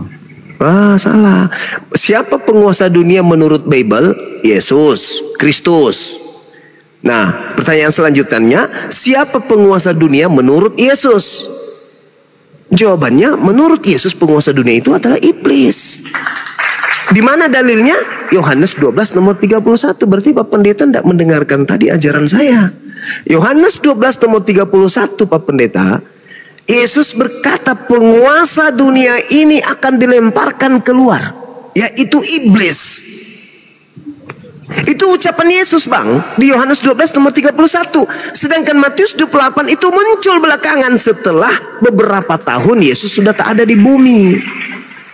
Penguasa dunia menurut Yesus adalah sibilisis. Muncul Matius 28 nomor 18 itu ditulis tahun 60-an. Dan tidak diketahui siapa penulisnya. Belakangan dikatakan itu Yesus, itu Matius. Sedangkan Yesus yang mengatakan penguasa dunia itu adalah sibilisis. Penghakiman dunia atas dunia ini. Dan sekarang juga penguasa dunia ini akan dilemparkan keluar. Siapa penguasa dunia menurut Yesus yang dilemparkan keluar itu? Iblis, Bang. Jadi menurut Yesus penguasa dunia adalah iblis. Menurut Kristen penguasa dunia adalah Yesus. Dari situ aja sudah terlihat timpang sekali. Yesus mengatakan penguasa dunia adalah iblis. Kristen berkata penguasa dunia adalah Yesus. Berarti Yesus sama dengan iblis. Berarti iblisnya berpura-pura mengaku Yesus. Kebetulan Yesus berkata, waspadalah kepada penyesat yang datang kepadamu dengan memakai namaku Yesus dan berkata akulah Kristus. Dia akan menyesatkan banyak orang. Berarti penyesatnya bernama Yesus, gelarnya Kristus, disingkat Yesus Kristus. Benar Anda mengatakan bahwa penguasa dunia adalah Yesus Kristus, sedangkan Yesus berkata penguasa dunia adalah iblis. Berarti Yesus Kristus yang Anda maksud adalah iblis yang berpura-pura memakai nama Yesus alias sang penyesat yang dinubuatkan oleh Yesus. Saya kira itu udah final. Bagi saya itu udah final. Nggak ada lagi yang perlu diperbincangkan. Silakan. Ya, mungkin closing dari saya ya. Ya, silakan. Terima kasih ya, Bang Sumbang. Siap, Bapak. Kematian Yesus di kayu salib itu ya mengerjakan keselamatan bagi manusia. Ya. Dalam 1 Korintus 15 ayat 4 bahwa ia telah dikuburkan, bahwa ia telah dibangkitkan, pada hari ketiga dia dibangkitkan. Nah, kematian dan kebangkitan Yesus itu nyata terjadi dalam sejarah, ya. Bahkan ditulis dalam Matius 28 ayat 6, Markus 16 ayat 6, Lukas 23 ayat 4. Membuktikan bahwa Kristus bangkit dari antara orang mati. Dan kematian dan kebangkitannya memberi pengharapan bagi kita bahwa setiap orang yang percaya kepadanya diberikan hidup kekal. Makanya Markus 16 ayat 16, setiap mereka yang percaya, beri diri dibaptis dan selamat. Bagi yang tidak percaya, mereka ada di bawah hukuman. Itu saja. Terima kasih Bang Suma dan teman-teman, Bang Arif, semuanya terima kasih ya. Ya, sama-sama. Ya. Siap, Oke. Terima kasih. Ya, silakan. Jadi teman-teman sekalian, sebelum diambil alih, ada hal menarik ya dari guru saya mengajarkan di dalam Matius 4 nomor 8. Dan iblis membawa Yesus ke atas gunung yang sangat tinggi, dan iblis memperlihatkan kepada Yesus semua kerajaan dunia dengan kemegahannya. Apa ini maksudnya? Apa maksudnya? Apa maksudnya kemudian iblis menggurui Yesus dengan membawa Yesus ke gunung yang paling tinggi dan menunjukkan segala kemegahan dunia, kerajaan dunia ditunjukkan oleh iblis kepada Yesus? Ini sebenarnya penguasa dunia ini iblis apa Yesus? Hei, manusia-manusia yang tak kebagian akal, Yesus dibawa oleh iblis, Yesus didikte oleh iblis, Yesus diperlihatkan kemegahan, kejayaan, kemudian dunia ini dengan kerajaannya. Siapa penguasa dunia menurut Bible? Penguasa dunia menurut Bible itu iblis. Hei, kalian manusia-manusia yang tidak kebagian akal, baca itu Bible. Yesusnya dibawa oleh iblis. Iblis menggurui Yesus. Yesus, sini kau. Kuperlihatkan segala kuasa kemegahan dunia. Tengok, dan aku akan memberikan kuasa dunia ini seluruhnya apabila ente menyembahku. Berhasil tak kemudian iblis menggoda Yesus untuk menyembah iblis? Tidak. Berarti kuasa dunia tidak diberikan kepada Yesus dan Yesus tidak menerimanya. Lalu iblis yang punya kuasa ini memberikan kepada siapa? Hei, manusia-manusia yang tak punya akal, kepada siapa iblis kemudian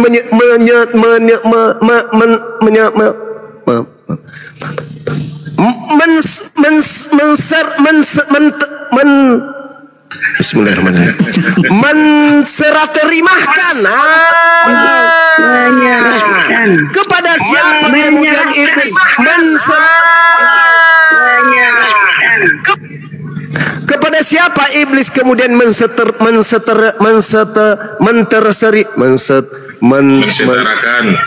salah. Banyak terikat.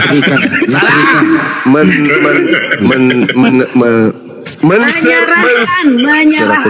Serah terima.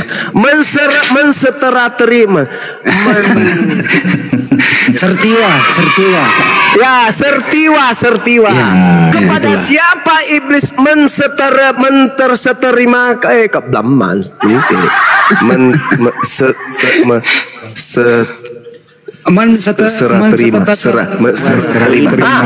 kepada siapa iblis menserah terima? Kan begitu aja sulit. Wah, iblis lu pegang mulut gue. Kepada siapa iblis menserah terimakan kuasa tersebut? Di dalam Lukas 4 nomor 6, ketika iblis gagal mencobai Yesus, iblisnya mundur dan mencoba menunggu waktu yang tepat. Yesus dibawa, diangkat ke gunung yang tertinggi, diperlihatkan segala kemegahan dan kuasa dunia. Berarti iblis ini sok hebat kali memang. Sehingga ketika kemudian dia ingin Yesus menuhankan dirinya, gagal. Iblis mencari kesempatan yang baik. Lukas 4 nomor 13. Iblis mundur dari Yesus dan menunggu waktu yang baik. Mana waktu baik itu? Ketika dia merasuki Yudas. Apa kata Yesus di dalam Yohanes 6 nomor 70? Aku yang memilih, engkau yang 12. Satu di antaramu adalah iblis. Berarti satu di antaramu adalah penguasa dunia. Betul? Betul. Satu di antara murid Yesus itu adalah penguasa dunia. Siapa dia? Jawabannya Yohanes 6 nomor 70, Yudas Iskariot. Jelas sampai di sini? Jelas. Jelas. Oke, jelas ya? Maka wajar kalau Paulus dibisikin, Kristus telah menebus Kristen dari kutuk hukum Taurat dengan jalan menjadi kutuk karena Kristen, sebab ada tertulis, terkutuklah orang yang mati di atas tiang salib. Tertulis di mana? Di dalam Ulangan 21 nomor 23. Tuhan mengutuk pelaku dosa sehingga digantung di atas salib. Berarti yang digantung di atas salib ini adalah orang yang dikutuk Tuhan. Yang dikutuk Tuhan itu di dalam Matius, di Amsal 17 nomor 23 adalah orang fasik pemakan suap. Siapakah yang makan suap? Antara Yudas dengan Yesus. Yudas Iskariot. Yang dikutuk oleh Tuhan siapa? Yang pemakan suap. Yudas Iskariot. Yang mati digantung adalah orang terkutuk. Siapa yang terkutuk? Pemakan suap. Siapa pemakan suap? Yudas Iskariot. Siapa penguasa dunia? Iblis. Siapa iblis itu menurut Yudas di antara ke-12 muridnya? Menurut Yesus di antara ke-12 murid? Yudas Iskariot. Matius 12, angkatan jahat minta suatu tanda. Tanda yang diberikan adalah anak manusia keluar dari kubur pada hari ketiga. Siapa dia yang digantung dan keluar dari kubur? Yudas Iskariot, iblis. Ayo, mau lari kemana? Pantas aja pendeta Yunus lari. Gitu teman-teman. Jadi iblis menserah terimakan. Makasih. Iblis menserah terimakan kemudian kuasa dunia kepada penggantinya sehingga dia mengatakan, pergilah ke seluruh dunia, jadikanlah seluruh bangsa menjadi pengikutku.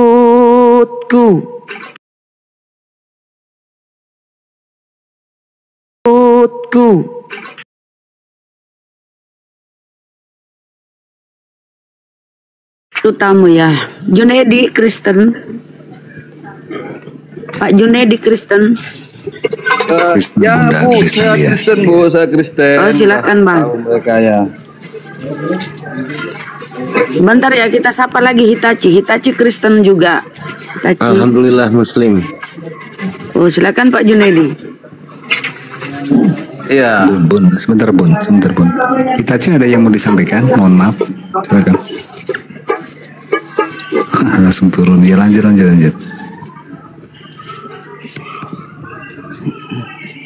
Ini kita sisa dua ya.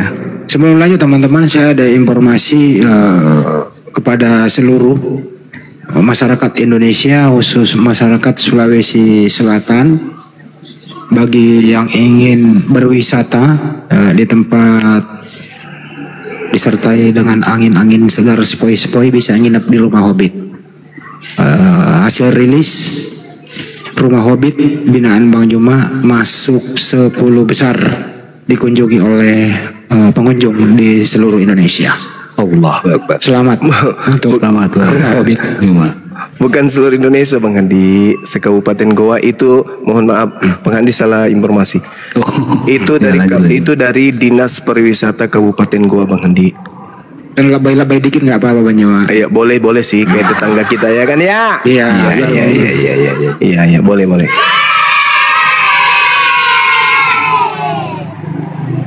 Alhamdulillah malam ini tamu dari Karang Taruna juga pada camping di tempat kita, Masya Allah. Wah, silakan Bang Junedi, mau ambil dari tema dari Bang Junedi atau kasih Bang dari kita? Iya, saya mau ini Bang, mengenai penguasa dunia tadi Bang, kan di situ. Oke, siap. Jadi siapakah penguasa dunia ini gitu ya? Oke ya?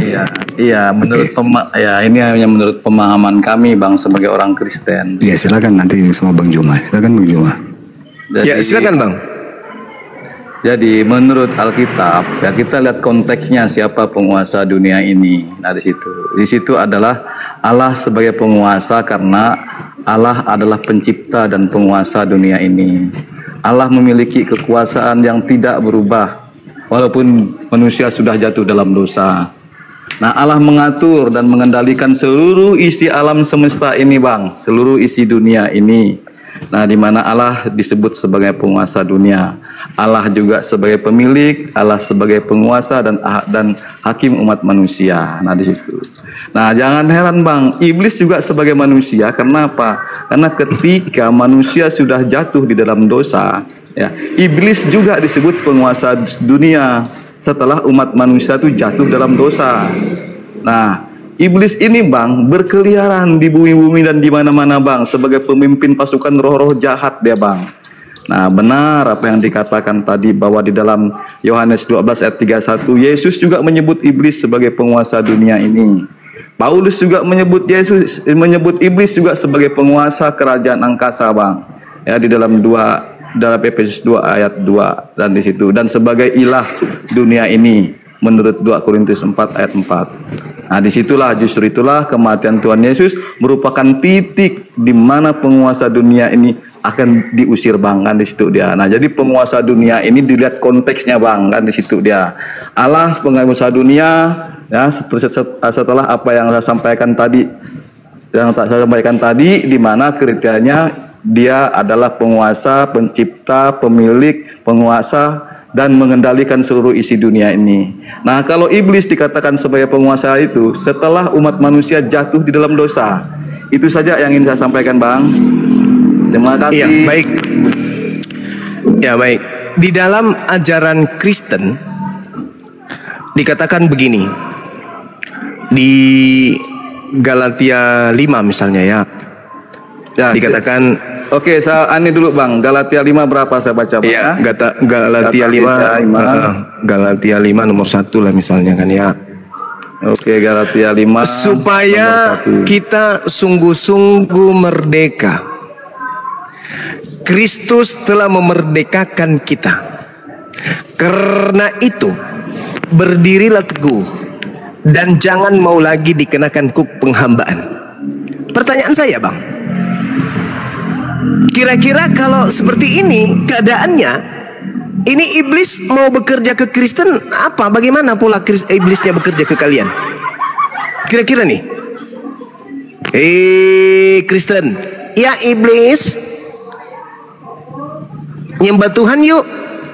Oh enggak dong, saya kan sudah dibebaskan, dimerdekakan. Jadi iblisnya bingung nih, mau mencobai Kristen ini gimana ceritanya? Kok mirip-mirip kita nih? Gimana kira-kira? Ayo. Efesus 2 nomor 15. Dengan matinya Kristus di atas salib, Kristus telah membatalkan hukum Taurat beserta segala perintah ketetapan yang ada di dalamnya. Kira-kira iblis datang mau ngapain ke Kristen? Hei Kristen, iya paman Blis, jalankan hukum Taurat dong. Orang Kristen mengatakan, oh sorry lah, ya, kami sudah dibatalkan Taurat untuk kami. Jadi kira-kira iblisnya bingung nggak tuh sama Kristen ini? Tidak ada lagi aturan. Segala sesuatu halal bagiku, segala sesuatu boleh untukku. Lalu apalagi kerja iblis ke Kristen ini kira-kira? Hah? Hei orang Kristen, iya paman Blis. Apa Blis?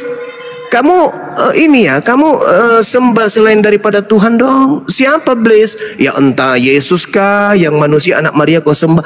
Sorry ya, kami udah menyembahnya loh. Jadi kira-kira godaan seperti apa lagi nih yang ditujukan kepada iblis, kepada Kristen? Kira-kira semua pelanggaran yang ditanamkan sebagai tatanan kepada Bani Israel semuanya dihancurkan dan sudah dilebur di dalam kekristenan. Lalu iblis kira-kira mau mencoba Kristen ini apa cobaannya kira-kira? Bersinah. Ajak Kristen bersinah dong. Kristen, sini. Ya apa? Bersinah yuk. Gak boleh kami bersinah. Kenapa gak boleh? Kalaupun kami berzina, ya nggak ada dosa bagi kami. Kenapa? Lu baca di dalam Yohanes 2 nomor 1. Masa sih? Apa bunyinya di sana? Dia dikatakan begini, anak-anakku, hal-hal ini kutuliskan kepadamu supaya kamu jangan berbuat dosa. Akan tetapi jika seorang berbuat dosa, kita mempunyai seorang pengantara pada Bapa, yaitu Kristus yang adil. Jadi iblisnya bingung. Aku mau menggodanya supaya berzina, ada Yesus yang menebusnya. Aku ingin menggodanya supaya mereka merampok. Percuma aja. Setiap dosa yang mereka lakukan, sudah ada yang mendamaikan dosanya. Jadi iblis pensiun untuk Kristen. Mau apa lagi? Disuruh mencuri percuma, disuruh berzina percuma. Mereka mau berzina setiap hari pun percuma, ada pendamai dosa buat mereka. Iblis kemudian mengikat mereka dengan ikatan yang kuat. Mereka diikat dengan tipu daya muslihat. Tapi kalau di Islam, berzina yuk, sorry lah takrabu zina, nggak boleh, sorry ya. Diajak mencuri, nggak boleh, dilarang oleh Allah. Semuanya dilarang. Menyembah kepada manusia, menyembah kepada siapapun dilarang, kecuali hanya menyembah kepada Allah. Iblisnya susah payah menjebol pertahanan Islam. Tapi kalau di Kristen, pertahanan yang mana yang mau dijebol? Nggak ada lagi. Nggak ada lagi. Makanya Al-Quran mengatakan, wa ikhwanuhum yamuddunahum fil ghayyi thumma la yuqsirun. Saudara iblis itu si kafir. Si kafir ini membantu si iblis untuk durhaka kepada Tuhan. Jadi Anda boleh berbangga menjadi seorang Kristen. Kenapa? Anda tidak lagi dicobai oleh iblis. Amit-amit, ngapain iblis cobain lagi orang temannya? Ayo. Tuhan mengatakan sunatkan dirimu. Si Bilisis mengatakan, tunggu. Kalau kau sunatkan si Uco, Yesus Kristus tidak berguna bagimu. Ayo, pilih mana? Oh iya, jadi kami nggak usah sunat. Nggak usah. Iblis pensiun. Lagi-lagi tidak bisa menggoda di situ. Ini bang, pertahanannya bang. Pertahanan Anda itu nggak ada. Ngapain Anda bertahan? Makanya Anda beribadah, Anda sembahyang atau apapun itu namanya, suka-suka Anda. Tidak ada perintah Tuhan. Nyembah Yesus ada nggak perintahnya? Nggak ada. Disko hari Minggu ada nggak perintahnya? Tak ada. Semua yang Anda lakukan dalam hal keagamaan Anda, tak ada perintahnya dari Tuhan. Tak ada. Jadi satu-satunya agama yang paling enak dan paling nikmat, ukuran dunia, ukuran jasad manusia, agama aliteng. Segala makanan yang diharamkan boleh dimakan. Segala sesuatu halal baginya. Bahkan apapun yang mereka masukkan ke dalam mulut itu tidak dosa. Mau apapun itu dalam agama saudara. Jadi Kristen ini nggak bisa lagi seibarat kuman itu tidak pernah kena penyakit flu. Kuman tidak pernah kena sampar. Kuman tidak pernah kena tumor. Kuman tidak pernah kena bisul. Kenapa? Dia sendiri kuman. Gak pernah lagi dibisikin setan. Ngapain mau dibisikin setan? Oh, dia sendiri ada etan. Piye toh? Seperti itu saudara. Jadi coba Anda renungkan. Ketika kemudian Yesus mengatakan waspadalah kepada si Bilisis, penguasa dunia si Bilisis ini menginginkan anak Adam semuanya ikut kepada dirinya ke dalam api neraka jahanam. Makanya Yesus mewanti-wanti, waspadalah kepada penyesat yang datang kepadamu dengan memakai namaku dan berkata, akulah Kristus. Mereka akan menyesatkan banyak orang. Itu pekerjaan Kristus, itu menyesatkan banyak orang tuh. Nah sekarang satu-satunya kandidat pengikut Kristus kan cuman Kristen. Hindu kagak, Buddha kagak, apatah lagi Islam. Sekira begitu saudaraku Junaidi. Coba Anda duduk yang tenang, gunakan akal sehat, tinggalkan dogma dan doktrin sejenak, mumpung saudara berdiskusi dengan saya. Silakan. Aduh abang ya Kang. Nah di situ saya lihat tidak semudah itu bang. Ya, abang bisa mengatakan bahwa kami ini sudah bersekutu dengan iblis. Ya, justru ketika kami menerima Yesus Kristus sebagai Tuhan dan Juru Selamat pribadi kami, Bang, ya, kami harus patuh taat, Bang, kan di situ dia. Nah, kami harus mampu melawan tipu muslihat iblis, ya, sehingga kami ini tidak jatuh dalam dosa di situ, Bang, ya. Dan bagaimana kami menjaga kehidupan kami ini harus kudus, karena kami tahu kuduslah, karena aku kudus, kata Allah, kan di situ dia. Nah itu. Nah, dalam kehidupan kami sehari-hari, Bang, sebagai orang Kristen, ya, bagaimana kami harus menjadi surat Kristus yang terbuka, Bang, di dalam setiap kehidupan kami sehari-hari, Bang, ya, melayani sesama kami dengan penuh kasih, ya, bagaimana kami bisa mengatasi segala jeratan dosa, rasa bersalah dan rasa malu, ya. Nah, di situ karena Yesus sudah memerdekakan kami, Bang, ya, dengan kematian itulah Dia sudah memerdekakan kami. Nah, di situ maka, ya, kami harus hidup taat, harus hidup kudus, menjalani kehidupan yang penuh dengan tujuan dan penuh sukacita dan kasih itu, Bang. Itu yang diutamakan dalam kehidupan kami, Bang. Nah, di situ, ya kan? Jadi apa yang Abang sampaikan tadi, ya, orang Kristen, ya, mudah melakukan hubungan dosa, mudah mencuri atau mudah berzina dan sebagainya, itu sebenarnya merupakan satu kebohongan, Bang, yang Abang sampaikan di situ, ya kan? Nah, di situ dia, Bang. Jadi, ya, kehidupan kami, ya, ketika kami setelah menerima Yesus Kristus, ya, kami harus, ya, taat. Karena kami ini, ya, jangan membiarkan, ya, rasa kekuatan roh itu untuk mencobai kami. Nah, di situ. Makanya kami Yesus katakan waspadalah. Nah, di situ dia. Berdoalah dan berjaga-jagalah supaya kamu tidak jatuh di dalam pencobaan, Bang. Nah, disitulah kehidupan kami, tidak seperti yang Abang tuduhkan tadi, Bang. Di situ, Bang, yang perlu saya sampaikan. Saya pingin bukti.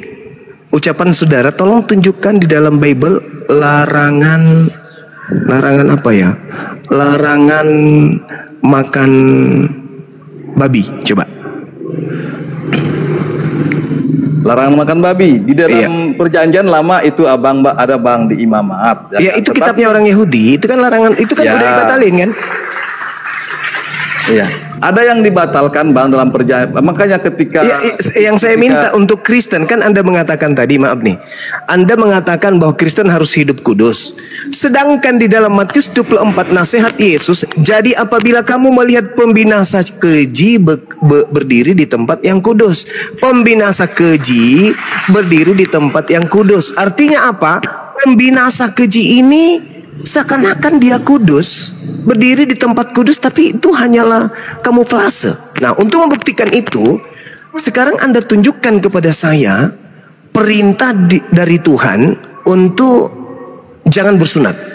Ayo, dari Tuhan yang saya minta. Silakan, Bang.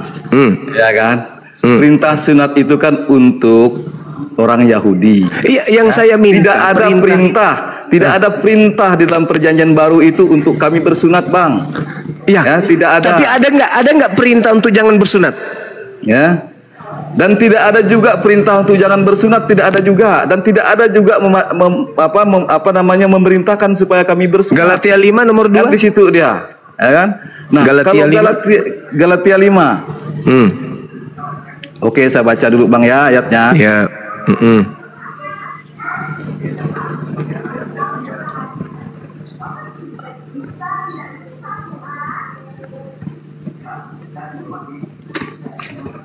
Karena masalah sunat dan sunat itu tidak masalah sebenarnya kami, Bang. Galatia 5. Ya, itu makanya. Siapa yang mengajarkan itu? Siapa yang mengajarkan itu? Paulus tahu Galatia 5 berapa tadi, Bang? Galatia 5. Galatia 5 Galatia 5 nomor 2 nomor 3. Itulah yang saya katakan kepada saudara. Kalian itu manusia yang paling hebat. Iblis tidak lagi mencobai kalian. Ngapain dicobai lagi Kristen ini? Untuk apa? Wong Kristen lebih kesetanan daripada setan. Coba, Bang, ayat itu kan, Bang, yang berbunyi bahwa Galatia 5 ayat 2 itu menyatakan bahwa jika seorang menyunatkan diri maka tidak akan berguna bagi. Kata siapa itu? Itu kata siapa?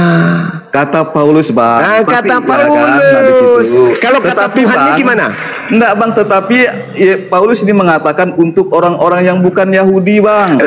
Iya. Kan di situ dia ayat itu. Sekarang bang, begini, ya. sekarang begini, di mana perintah bersunat kepada non Yahudi?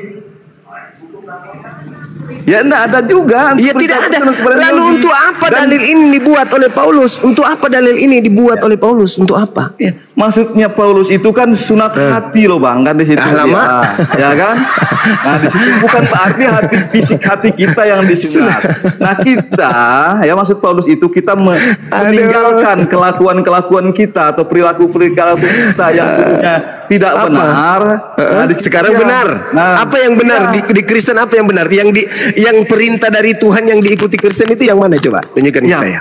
Perintah Contoh. Tuhan Yesus itu kan mengasihi, Pak, yang paling tertinggi. Enggak, tunggu. Kan Yang dari Tuhan, bukan dari Yesus, dari Tuhan. Yang memperkenalkan dirinya kepada Bani Israel. Ada enggak perintah dari Tuhan Bani Israel yang dilakukan Kristen? Ada enggak? Ya perintah yang utama itu Yesus Allah itu kasihlah Tuhan Allahmu dengan segenap hatimu kan itu ya. Perintah kedua tidak beda itu mengasihi sama sesama kita. Yang saya minta, Yesus mengatakan saudara, itu perintah utama bang. Saudara, itu dia. Jangan bicara sendiri kawan, jangan bicara sendiri. Yang saya katakan perintah dari Tuhan Elohim yang dilakukan Kristen itu yang mana?